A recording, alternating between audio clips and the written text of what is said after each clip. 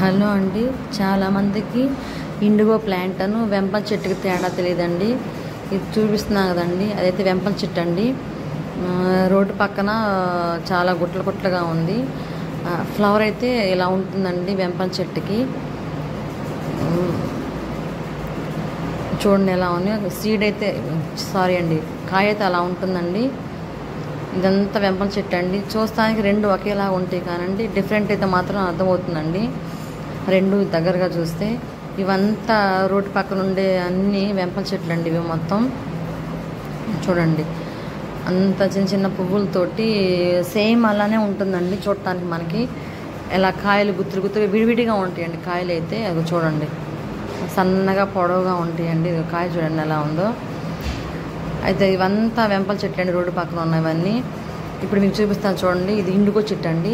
IndiGo plant అయితే same అలానే ఉంటుంది, కానీ చూడండి ఒకసారి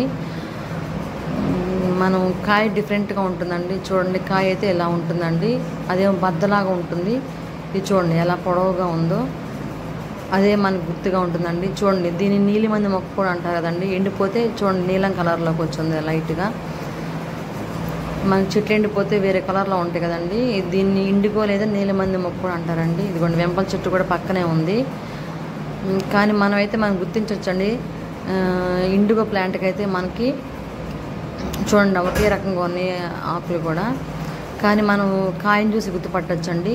ఆ కాయ అయితే దీనికి గుత్తులు గుత్తులుగా ఉంటుందండి. చూడండి ఎలా ఉందో, అంత గుత్తులు గుత్తులుగా ఉంటుందండి కాయ.